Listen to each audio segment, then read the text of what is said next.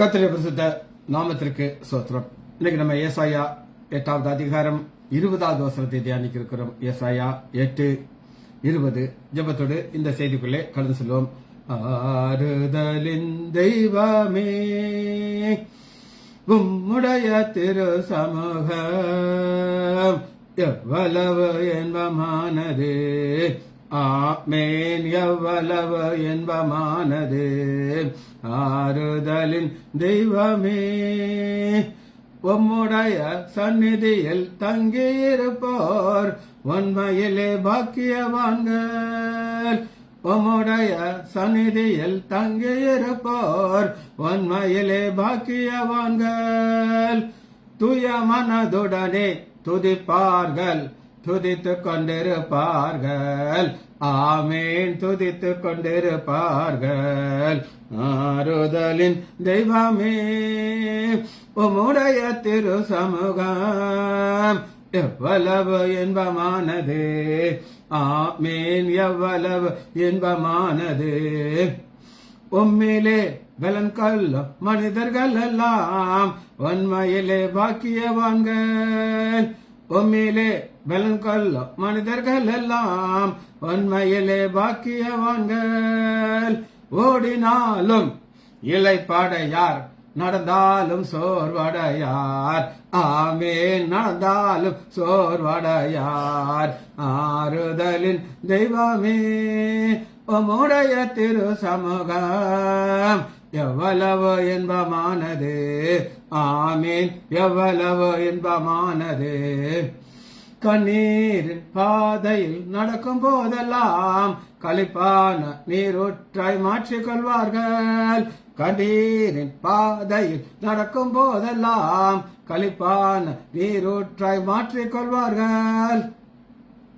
வல்லமை மேலே வல்லமை கொண்டு சியோனை காண்பார்கள். ஆமேன், சியோனை காண்பார்கள். ஆறுதலின் தெய்வமே, உம்முடைய திரு சமூகம் எவ்வளவு இன்பமானது. ஆமேன், எவ்வளவு இன்பமானது. வேறிடத்தில் 1000 நாள் வாழ்வதை விட உம்முடைய பேற்றில் மேலானது. வேறிடத்தில் 1000 நாள் வாழ்வதை விட உம்மிடத்தில் ஓர் நாள் மேலானது. ஒவ்வொரு நாளும் உமது இல்லத்தின் வாசலில் காத்திருப்பேன். ஆமேன், வாசலில் காத்திருப்பேன். இயேசுவின் நாமத்தினாலே ஜெபங்கள் பிதாவே, ஆமேன். Arokiaraj brother, praise Lord. Mariyal sister, praise Lord. Leela Ammal, praise Lord. Selvi teacher, praise Lord. Daniel Rajesh, praise Lord. Kavitha sister, praise Lord. உங்களை எல்லாரும் பார்க்கும்போது சந்தோஷம். கர்த்தருடைய நாமத்தினாலே உங்களை ஆசீர்வதிக்கிறேன். ஏசாயா 8வது அதிகாரம் 20வது வசனத்தை நம்ம வாசிக்கிறோம். வேதத்தை சாட்சியின் ஆகத்தையும் கவனிக்க வேண்டும். இந்த வார்த்தையின்படி செய்யாவிட்டால் அவர்களுக்கு விடியற் காலத்து வெளிச்சம் இல்லை. விடியற் காலத்து வெளிச்சம் இல்லை. இல்லை, நோ. இல்லைங்கிறது நோ. அந்த நோக்கு என்ன வார்த்தை கொடுத்தோம்னா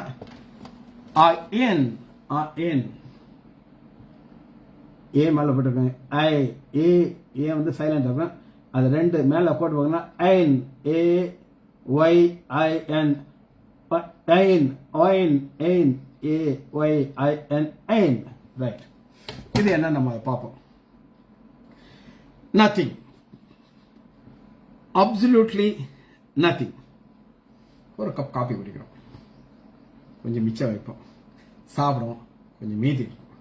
எல்லாத்துலேயும் கொஞ்சம் மீதி இருக்கும். ரெமனன்ட் இருக்கும். ஆனா இங்க எதுவுமே கிடையாது. Absolutely total. இந்த ஆத்தர் எப்படி கொடுக்கிறார் அப்படின்னு கேட்டீங்கன்னா, ஒரு செயின் இருக்குங்கிறார். ஒரு செயின் இன்னொரு செயின், ஒரு செயின் இன்னொரு செயின், அப்படியே செயினா இருக்குன்னா அதை அப்படி விளக்குறாரு. அது எப்படி அதை விளக்குறாரு அப்படின்னு கேட்டீங்கன்னா, ஒரு சந்ததியை ஒரு செயினா பார்க்கலாம். ஒரு குடும்பம் இருக்கு, அது ஒரு செயின். ஒரு வீடு இருக்கு, ஒரு செயின். இந்த வீடு என் தகப்பனார் கட்டினது. அவர் இங்க தான் இருப்பான்னு நினைச்சு கட்டினாரு. ஒரு ஸ்டேஜில் அவர் இந்த இடத்த விட்டு கடந்து போயிட்டாரு. ஆனாலும் அந்த செயின்ல நாங்க இருக்கிறோம். பிள்ளைகள் இருக்காங்க, அடுத்த தலைமுறைகள் அப்படி இங்க இருந்துகிட்டே இருக்கிறாங்க. ஆனா இங்க பார்க்கலாம், அந்த செயின் ஃபுல்லாவே காலியா போயிடும். அதான் chain. Absolutely nothing, no existence. இது இப்படி ஒரு காலம் இருந்ததுன்னா அவர் சொல்லுகிறார். அதாவது எதுவுமே இல்லாத ஒரு காலம் இருந்தது. அந்த காலத்தை தான் அவர் ஃபர்ஸ்ட் இதை ஒரு ஊமையாக சொல்றார். அப்ப அயன்ங்கிறது நத்திங். ஆதியாகமம் 2வது அதிகாரம் 5வது வசனத்துல எதுவுமே இல்லை, நத்திங் எக்ஸிஸ்ட். நிலத்தில் உள்ள சகலவித செடிகளும் பூமியிலே இன்னும் உண்டாகவில்லை. இன்னைக்கு நம்ம செடியை பார்க்கிறோம், கொடிகளை பார்க்கிறோம், மரங்களை பார்க்கிறோம். அது எதுவுமே இல்லாத ஒரு காலம். அதை நம்ம அயன், AYIN, அயன். வேற என்ன இல்லை பார்ப்போமா? நிலத்தில் உள்ள சகலவித பூண்டுகளும் இன்னும் முளைக்கவில்லை, ஏனென்றால் பூமியின் மேல் இன்னும் மழை பெய்யவில்லை. நிலத்தை பயன்படுத்த மனுஷனும் இல்லை. இந்த லாங்குவேஜில் எனக்கு என்ன உங்களுக்கு சந்தோஷம் கிடைக்கும் எனக்கு தெரியாது. ஆனா எனக்கு என்ன சந்தோஷம் இதில் கிடைக்குதுன்னா, எத்தனையோ முறை இதை வாசிச்சிருக்கோம். யாராவது நீங்க சொல்லுங்க, வாசிக்காதவங்க யாராவது இங்க இருக்காங்களா சொல்லுங்க. கட்டாயம் வாசிச்சிருக்கோம். ஆனா இதற்குள்ள இல்லை இல்லை இல்லை ஒரு காலம். நான் இப்ப இந்த வசனத்தை, அதாவது இந்த லாங்குவேஜை கத்துக்கிட்ட மாதிரி தான் இது எனக்கு புரிஞ்சிச்சு. உங்களுக்கு பத்தி எனக்கு தெரியாது. ஆனா நான், அதாவது இந்த வசனத்தை நான் தேடும்போது எப்படி தேடுவேன் அப்படின்னு கேட்டீங்கன்னா, எங்கிட்ட ஒரு டிக்ஷனரி எங்க பாஸ்டர் பிரசன்ட் பண்ணார். ஃபர்ஸ்ட் 1/4 வந்து பாத்தீங்கன்னா அது எபிரேய மொழி இருக்கு. அப்புறம் கொஞ்சம் மேஜர் போர்ஷன் கிரீக் இருக்கு. இந்த எபிரேய மொழியில லிமிட்டடா தான் அவர் சொல்றாரு, நிறைய வார்த்தைக்கு மீனிங் இல்லை. ஸோ நான் என்ன செய்யும் போது எபிரேய மொழியை தேடுவேன். இது எபிரேய மொழி, அதுல இல்லைன்னா கிரீக்குக்கு போயிடுவேன். இப்போ இதுல எல்லாம் எனக்கு என்ன ஒரு சந்தோஷம் கிடைக்கும் அப்படின்னு கேட்டீங்கன்னா, ஐ வாண்ட் பெட்டர் லைட். இப்ப ஒரு போட்டோ எடுக்கிறாங்க, ஒரு லைட் ரொம்ப ரொம்ப முக்கியம். அதுபோல இந்த லாங்குவேஜ் நம்ம கற்றுக்கொள்ளும் போது பெட்டர் லைட். சரி, ஒரு கேள்வியை பார்க்க போறோம். கர்த்தர் எங்கள் நடுவிலே இல்லையா அப்படின்னு ஒரு கேள்வி. யாத்ராகமம் 17வது அதிகாரம் 7வது வசனம். 17:7. ஒரு இந்த இல்லைங்கிறத எப்படி பார்க்கறோம்னா, எஸ் சொல்லி டீச்சர் குட். இந்த சந்தோஷம் நமக்கு கிடைக்கணும் லாங்குவேஜை கற்றுக்கொள்ளும் போது. இது ரெகுலரா வரவங்களுக்கு கிடைக்கும். ஒரு சிலர் அப்படி எட்டி பார்க்கறாங்க, என்னைக்கோ ஒரு நாள் அவங்களுக்கு இந்த சந்தோஷம் உறுதியா கிடைக்காது. அவங்க ஏன் எட்டி பார்க்கறாங்க, ஏன் ரெகுலர் ஆகலன்னு எனக்கு தெரியாது, ஆண்டவருக்கு தெரியும். சரி, யாத்ராகமம் 17வது அதிகாரம் 7வது வசனம். இஸ்ரவேலில் புத்திரர்கள் வாதாடிய நிமித்தம் கர்த்தர் எங்கள் நடுவிலே இருக்கிறாரா இல்லையா, இல்லையா, அந்த இல்லையா தான் நம்ம யோன் அப்படின்னு பார்க்கிறோம். சரி, சங்கீதம் 39:5. சங்கீதம் 39:5. எந்த மனுஷனும் மாயையே என்பது நிச்சயம். மாயை, they will just disappear. என்ன செய்வாங்க? they will disappear. ஏயா பார்க்க கூடாது? கட்டாயம் பார்க்கலாம். நீ ஒன்று வாங்கு, நீ ஒன்று எழுத ஆரம்பி. எவ்வளவோ காரியங்கள் செலவழிக்கிறீங்க, சரியா? நான் அதை உனக்கு போட்டோ எடுத்து கொடுத்துறேன், சந்தோஷமா பாருங்க, சரியா? அதுக்கு இப்பவே பார்ப்போம்.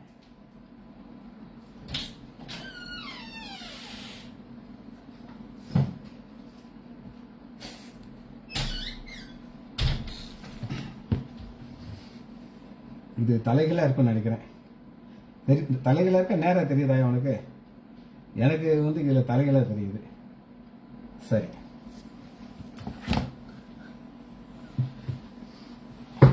இதுதான் டிக்ஷனரி, ரைட்? இப்ப நம்ம தொடர்ந்து தியானித்துக் கொண்டிருக்கிறோம். என்னாகமம் 17வது அதிகாரம் 14:42. என்னாகமம் 14:42. 2, நீங்கள் உங்கள் சத்துருக்களுக்கு முன்பாக முறியடிக்கப்படாதபடிக்கு ஏறி போகாதிருங்கள், கர்த்தர் நடுவிலே இரார். ஆனாலும் போறாங்க, தலைகளா தான் தெரிஞ்சது. Right, fine.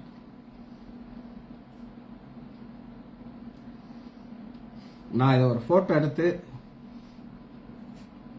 போட்டுறேன். யார் யாருக்கு இன்ட்ரெஸ்டோ பார்த்துக்கணும். ரைட், தலைகளை தெரியுது உங்களுக்கு. நான் போட்டோ எடுத்து போட்டுறேன். ஆசை உள்ளவங்க வாங்கிருங்க, இதெல்லாம் நெட்ல கிடைக்கும். ரைட், பாஸ்டர் கொடுக்க மாட்டாரு. யார் பாஸ்டர் எனக்கு தான் கொடுப்பாரு.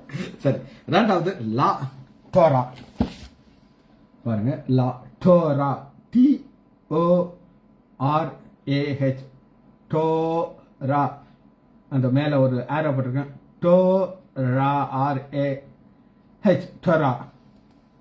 இந்த டோராங்கிறது என்னன்னா ஒரு டைரக்ஷன், எந்த பாதையில போகணும், எப்படி உங்க வாழ்க்கைய வாழணும். Dora, direction, instruction.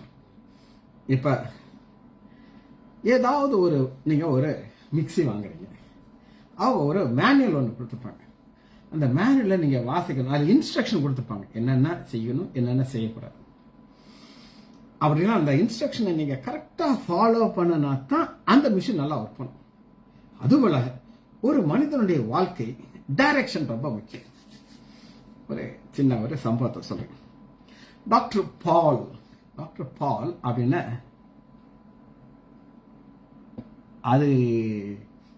அதுக்கு நான் ரீசன் சொல்றேன். இங்க பாருங்க, இப்படி பாத்தீங்கன்னா தலைகளா தெரியும். ஆனா நான் பின்னாடி ஒரு இது வச்சிருக்கேன், வச்சுட்டு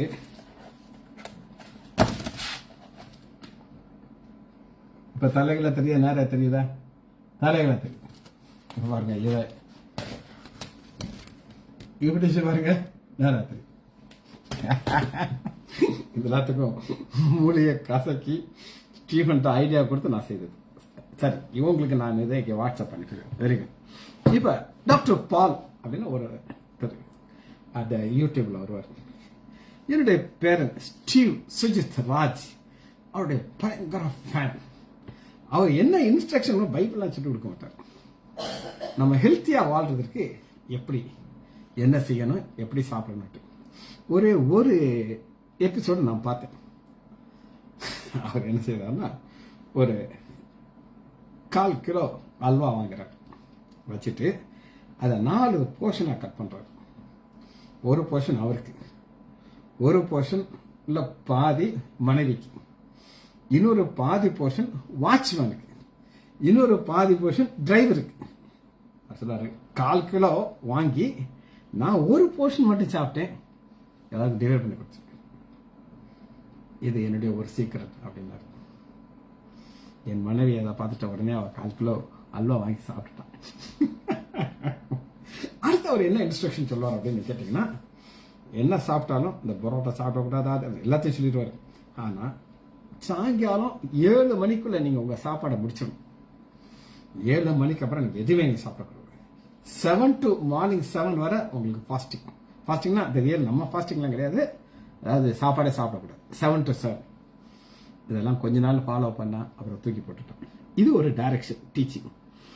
யோபு என்ன சொல்லுகிறார் அப்படின்னு கேட்டீங்கன்னா,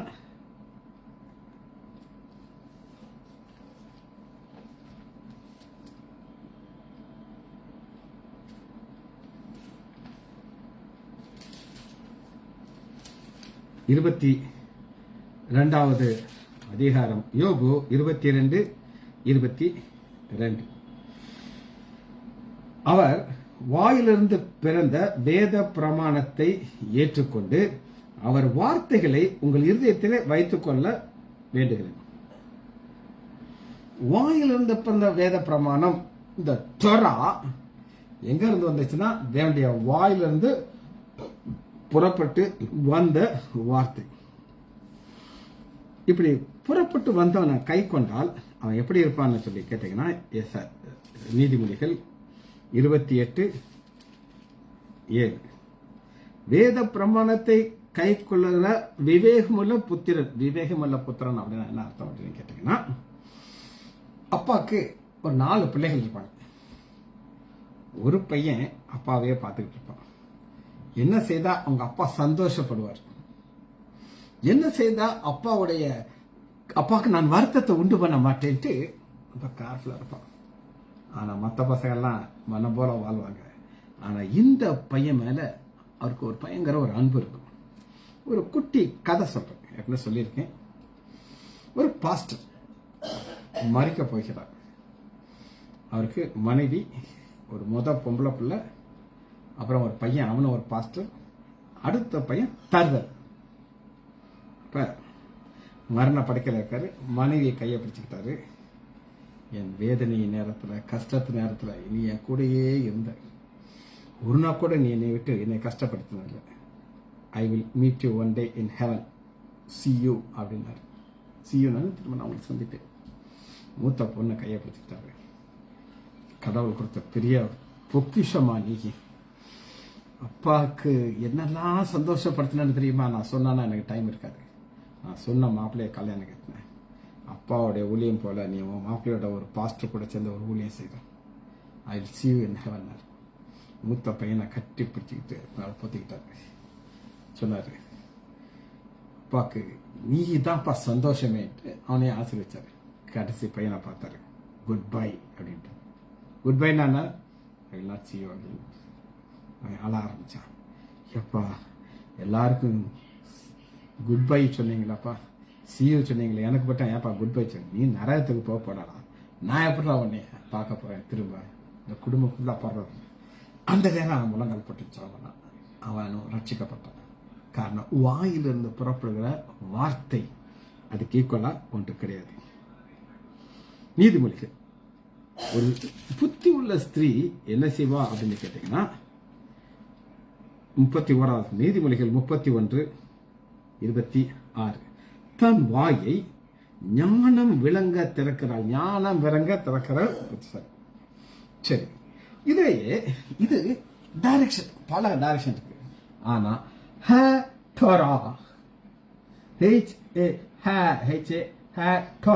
அது என்ன அப்படின்னு கேட்டீங்கன்னா, இது ஒரு வித்தியாசமான காரியம். சங்கீதம் 119வது அதிகாரத்துல முதல் வசனத்தை நீங்க பாத்தீங்கன்னா, கர்த்தருடைய வேதத்தின்படி நடக்கிறது. டோரா, நிறைய காரியத்துக்கு டோரா சொல்லுவாங்க. நான் சொன்ன ஒரு சின்ன இன்ஸ்ட்ரக்ஷன் இருக்கு, அது எல்லாமே டோரா தான் வரும். ஆனா கர்த்தருடைய வேதத்தை நீங்க டோரா அப்படின்னு பார்க்கணும். த லா ஆஃப் காட். இந்த லா ஆஃப் காட் கிளியரா புரிந்து கொண்டது யார் அப்படின்னு கேட்டீங்கன்னா, நெகேமியா பக்கம் 6:1-4. நெகேமியா 8வது அதிகாரம் 18வது வசனம். 8:18, முதல் நாள் தொடங்கி கடைசி நாள் மட்டும் தினம் தேவனுடைய நியாயப்பிரமாண புஸ்தகத்தை வாசிக்கும். தினம் தேவனுடைய நியாயப்பிரமாண புஸ்தகம் வாசிக்கப்பட்டது. The law of God. கடைசி புஸ்தகமாகிய மல்கியால ஒரு வசனத்தை பார்த்து போயிருக்கோம். மல்கியா 4வது அதிகாரம் 4வது வசனம். 4 கடைசியில் முடிக்கும் போது எப்படி முடிக்கிறார் அப்படின்னு கேட்டீங்கன்னா, ஓரேபு தான் மோசே சொன்ன இடம். இஸ்ரவேல் எல்லோருக்கும் நான் தாசனாகிய மோசேக்கு நான் கற்பித்த நியாயப்பிரமாணத்தை நான் கற்பித்தேன், நீங்கள் நினையுங்கள். சரி, கடைசி ஒரு இதை பார்த்து முடிக்க போயிடும். லைட், வெளிச்சம் இல்லை. லைட் ஓ மேல ஒரு ஆரோ போட்டு லைட் நம்ம ஏற்கனவே பார்த்துருக்கோம். அதனால லைட்டா சொல்லிடுறேன். கிரியேஷன்ல ஆதியாகமம் 1வது அதிகாரம் 3வது வசனத்துல லைட் இருக்கு. இந்த லைட்டுக்கு ஆப்போசிட் டார்க்னஸ். இதுக்கு மிக அருமையான ஒரு வசனம் எங்க இருக்கு அப்படின்னு கேட்டீங்கன்னா, ஏசாயா 5வது அதிகாரம், ஏசாயா 5:20. இது ரெண்டுமே இங்க பார்க்கலாம். வெளிச்சத்தையும் பார்க்கலாம், இருளையும் பார்க்கலாம். தீமையை நன்மை என்றும் நன்மையை தீமை என்றும் சொல்லி இருளை வெளிச்சம், வெளிச்சத்தை இருளுமாக பாவித்து. ஆப்போசிட், வெளிச்சம் இருள். நம்ம லாங்குவேஜ் பார்த்தாச்சு. இப்ப நம்ம வார்த்தைக்குள்ள வரப்போகிறோம். 8:20. இந்த பைபிள் வேதத்தை நீங்க எப்படி பார்க்கலாம் அப்படின்னு கேட்டீங்கன்னா, ஏசாயா 8வது அதிகாரம் 16வது வசனம். 8:16, சாட்சி ஆகமத்தை காட்டி என் சீஷருக்குள்ளே வேதத்தை முத்திரையிடு. முத்திரையிடு அப்படிங்கிறதா இது என்ன அப்படின்னு கேட்டீங்கன்னா, இதுக்குள்ள எதையுமே கூட்ட முடியாது, எதையுமே குறைக்க முடியாது. ஒரு உதாரணத்துக்கு நான் சொல்றேன். இப்ப நான் அந்த ஒரு டிக்ஷனரி காமிச்சேன். இது ஒரு 4வது எடிஷன் வச்சுக்கோங்க.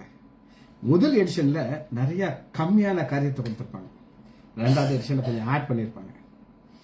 3வது எடிஷன் 4வது கொஞ்சம் கொஞ்சமா கூட்டி அதனுடைய நீட மக்கள். இப்ப எனக்கு நான் இப்ப ஏற்கனவே சொன்னேன் உங்களுக்கு, எபிரேய மொழி ரொம்ப கம்மியா இருக்கு, கிரேக்க மொழி நிறைய இருக்கு. அப்ப இந்த எபிரேய மொழி நம்ம இன்னும் கொஞ்சம் நிறைய கிடைக்கிறதுக்கு இன்னொரு இந்த மாதிரி இதுல பெட்டரா கிடைக்க மாட்டேன், நான் தேட வேண்டியிருக்கு. அதை கூட்டுறது எதற்காக கூட்டுறாங்க அப்படின்னு கேட்டீங்கன்னா, இதுல எதையுமே ஆட் பண்ண முடியாது, கூட்டவும் முடியாது, குறைக்க முடியாது.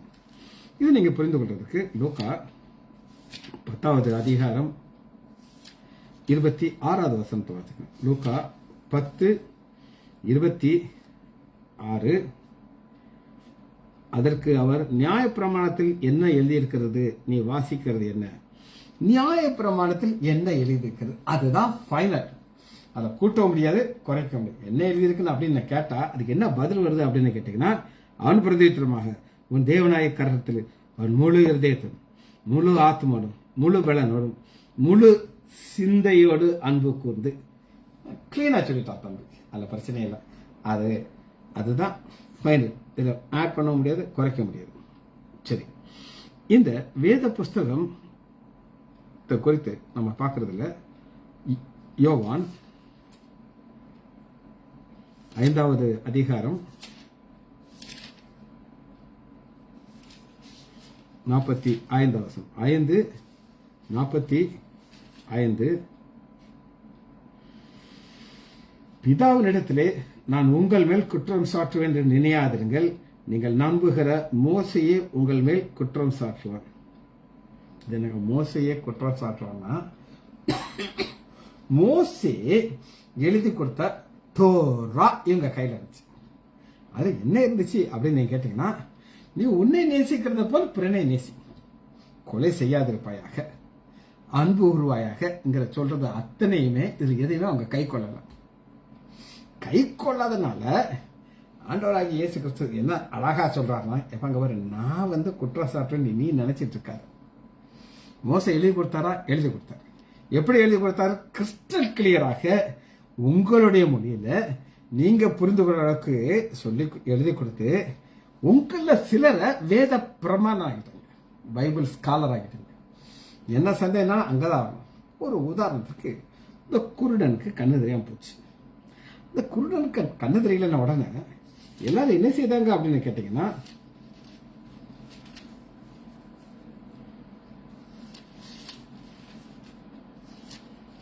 ஒன்பதாவது அதிகாரம் 16 வசனம். அப்பொழுது பரிசேயரில் சிலர் அந்த மனுஷன் ஓய்வு நாளை கைக்குள்ள பரிசேயர். பரிசேயர் வேதபாரர்கள் தான் பைபிள் ஸ்காலர்ஸ். இவங்கிட்ட கேட்கறாங்க என்னன்னு சொல்லி. அவங்க என்ன எக்ஸ்பிளேஷன் கொடுக்குறாங்கன்னா, ஓய்வு நாளை கை கொள்ளாதனால அவன் பாவிட்டாங்க. இப்ப இந்த வேதம் தான் ஃபைனல். இதுல நம்ம என்ன செய்யணும் அப்படின்னு கேட்டீங்கன்னா, அப்போஸ்தலர் 17வது அதிகாரம் 11 வசனம். 17, 11. அந்த பட்டணத்தார், பெரரா பட்டணத்தார் மனோவாஞ்சியை வசனத்தை ஏற்றுக்கொண்டு காரியங்கள் இப்படி இருக்கிறதா என்று தினந்தோறும் வேத வாக்கியங்களை ஆராய்ந்து பார்த்ததினாலே, தெசலோனிக்கேயர்களோட நற்குணசன் ஆராய்ந்து டெய்லி இதான் நம்ம செய்யறோங்க. அதாவது இல்லைன்னு சொல்லுங்க, daily Monday Thursday double dose, அப்படிதானங்க? தினந்தோறும் இன்னைக்கு தினந்தோறும் இதை ஆராய்ந்து பார்க்கணும். உங்க டயத்துல கொஞ்சம் ஸ்பெண்ட் பண்ணணும். நான் என்னுடைய டயத்தை நிறைய நான் செலவழிக்கிறேன். இப்ப இதை நான் உங்களுக்கு நான் அந்த படத்தை அனுப்பிடுவேன். கட்டாயம் ஒரு சிலர் இதை வாங்குவீங்க. வாங்கிட்டு நீங்களும் இதை உட்காந்து ட்ரை பண்ணி பார்க்கணும். ஏன்னா எனக்கு தெரியும் நீங்க அடுத்து என்ன வசனம் போட போறோம்னு தெரியும். அது கிறிஸ்டல் கிளியர். என் கையில் இருக்கிற புஸ்தகம் தான் உங்க கையில் இருக்கு. அப்ப இது எதுக்காக நான் உங்களுக்கு இவ்வளவு சொல்லுகிறேன்னா, நீங்களும் செய்யணும். என்ன நாளைக்கு நான் உங்களுக்கு சொல்லலன்னு நீங்க சொல்லக்கூடாது. சரி, வேதம் யாருக்கு கொடுக்கப்பட்டதுங்கிற ஒரு கேள்விக்கு பதில் நம்ம பார்த்து இதை முடிக்க போயிடும். நமக்கு தான் கொடுக்கப்பட்டது. ஏசாயா 30வது அதிகாரம் 8வது வசனத்துல வேதம் யாருக்கு கொடுக்கப்பட்டது அப்படின்னு கேட்டீங்கன்னா 30:8. இப்பொழுது நீ போய் பிற்காலத்திற்கு என்றென்றைக்கு இருக்கும்படிக்கு இதை அவர்களுக்கு முன்பாக ஒரு பலகையில் எழுதி ஒரு புஸ்தகத்தில் வரை. பிற்காலத்திலே என்றென்றைக்கு, பிற்காலங்கிறது ஒரு காலம் என்ன அப்படின்னு கேட்டீங்கன்னா சிலுவைக்கு பின்னாடி இருக்கிற காலம். ஏசாய காலத்தில் ஆண்டவராக இயேசு கிறிஸ்து சிலுவையில் மறிக்கிறார். அவங்களுக்கு அதெல்லாம் புரியாது, ஆனால் நமக்கு புரியும். நமக்காக வேதம் எழுதப்பட்டிருக்குது. ஆனால் நம்ம என்ன செய்யணும்? அதை வாசிக்கணும், தியானிக்கணும். வாசிக்கிறதுக்கும் தியானிக்கிறதுக்கும் என்னங்க வித்தியாசம் இருக்கு சொல்லப்பா? இப்ப நான் உங்களுக்கு நாமத்தை குறித்து எழுதி கொடுத்தாச்சு. வேலையெல்லாம் எனக்கு தெரியாதப்பா. எனக்கு ஓசையா கொடுத்தாரு பாஸ்ட். என்கிட்ட காசு கட்டல. நீ வேணா கேட்டுப்பாரு பாஸ்ட், நீங்க சிஜி டாக்டருக்கு கொடுத்தீங்களா, எனக்கும் கொடுப்பீங்களான்னு. நான் காசு கொடுத்துக்க வேணா தானப்பா, எனக்கு வேலை தெரியும். சரியா? போ, நெட்ல போட்டு பார்த்தா கரெக்டா வந்துடும். சங்கீதம் 19வது அதிகாரம் 7வது வசனம். சங்கீதம் 19:7. முப்பட்டு வாங்கறதுக்கெல்லாம் காசு வச்சிருக்கப்பா நீ. ஓசையா கழிச்சு முப்பட்டு லட்சம் செலவழிச்சிருக்காரு. 19:7. கர்த்தருடைய வேதம் குறைவற்றது, ஆத்துமாவை உயிர்ப்பிக்கிறது. ஆத்துமாவை உயிர்ப்பிக்கிறது இதை விட யார் என்ன வேணும்? வேதத்தை நீங்க நிதனும் வாசிச்சு வாசிச்சு வாசிச்சா அதுல கிடைக்கிறது ஸ்பெஷல். சரி, இதுல இருக்கிற அடுத்த ஒரு ஸ்பெஷாலிட்டி ஏகப்பட்டது இருக்குது. சில குறிப்புகள் நான் உங்களுக்காக எழுதி வச்சிருக்கேன். சங்கீதம் 119 119 130வது வசனத்தை வாசிக்கிறேன். உம்முடைய வாசனத்தின் பிரசித்தம் வெளிச்சம் தந்து பேதைகளை உணர்வு. பேதைன்னா என்னதுங்க? ஒண்ணுமே தெரியாத கூமுட்டைகள் எங்களை மாதிரி. எங்களை உணர்வுள்ளதாக்கி ஒரு ஒரு பைபிள் டீச்சிங் பண்ற அளவுக்கு வேதத்தை நம்ம சொல்லிக் கொடுக்க ஆவியானவர் ஒத்தாசை கொடுத்து உங்களை உயர்த்தி அவர் மகிழ்வார். இதுதான் போதை உயர்வு. நம்ம அடிக்கடி சொன்ன வசனம், இதை சொல்லாம என்னால் இருக்க முடியாது. இதை நான் சொல்லலைன்னா எனக்கு ஐயம். சொல்லிடுறேன், சொல்லி முடிச்சுனது. ஓசியா 4வது அதிகாரம் 6வது வசனம். அடிக்கடி நான் சொல்ல வசனம். என் ஜனங்கள் அறிவில்லாமையினாலே சங்காரமாய்கள். நீ அறிவை வெறுத்தார் ஆகையால் நீ என் ஆசாரியனா இராதபடிக்கு நானும் உன்னை வெறுத்து விடுவேன். நீ உன் தேவனுடைய வேதத்தை மறந்தாய் ஆகையால் நானும் உன் பிள்ளைகளை மறந்து விடுவேன். இது இப்படி போட்டு வாசிச்சு பாருங்களேன். நீங்க டெய்லி தியானிக்கிறீங்க, மன வாஞ்சியை ஏற்றுக்கொள்றீங்க, அதுக்கு நான் டயத்தை ஸ்பெண்ட் பண்றீங்க. ஆண்டவர் யாரை நினைப்பாரு? உங்களெல்லாம் உங்க பிள்ளைகளையும் சேர்த்து இப்படி போட்டு வாசிச்சு பார்ப்பேன். தப்பா ரைட்டா சொல்லுங்க? இப்படி வாசிக்கலாம். நான் இப்படி வாசிச்சு காட்டேனே. நீ உன் தேவனுடைய வேதத்தை தியானிக்கிறாய் ஆகையால் நான் உன் பிள்ளைகளை நினைவில் வைத்திருப்பேன். எனக்கு இப்படிதான் வாசிக்க தெரியும். ரைட். இதுல கடைசி வசனம் என்னங்கிறது கேட்டீங்கன்னா 8வது அதிகாரம் 12வது வசனம். 8:12. என் வேதத்தின் மகத்துவங்களை அவளுக்கு எழுதி கொடுத்தேன். எழுதி கொடுக்க என்னங்க? நம்முடைய மொழி, நமக்கு என்ன மொழி நமக்கு தெரியும், அந்த மொழியில நமக்கு எழுதி கொடுக்க. அப்புறம் அவருக்கு ஆசை இன்னும் கொஞ்சம் சொல்லிக் கொடுக்கறது. அது உங்க ஆசைப்படுத்துறது. அதை அந்நிய காரியமாக எண்ணினார்கள். இந்த கத்தோலிக்க மக்கள்கிட்ட இந்த பிரச்சனை இருக்குங்க.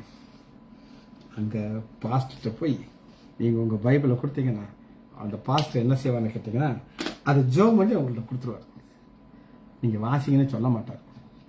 ஏன் வாசிங்கன்னு சொல்ல மாட்டாருன்னா அங்க மரியாதை இருக்கிறது பேர் ஒரு இடத்துல தான் இருக்கு. ஆனா நம்முடைய கடமை வாசிக்கணும், தியானிக்கணும், ஆசீர்வாதத்தை பெற்றுக்கொள்ளணும். ஜெபிச்சு முடிப்போமா? மகா இரக்கமும் கிருபையும் உள்ள பிதாவே, உம்மை துதிக்கிறேன் ஐயா. நீ நல்லவர், இரக்கமுள்ளவர், ஆசீர்வதிக்கிறவர். இவமாட்ட உதவனை எவனேஸ்வரே உம்மை துதிக்கிறேன் ஐயா. இனியும் ஒரு வருஷத்தை ரத்தப்பட்ட எங்களை மூடி மறைத்து காத்துக்கொள்ளுங்க. இயேசுவின் நாமத்தினாலே ஜெபங்கள் பிதாவே. ஆமேன், ஆமேன், ஆமேன்.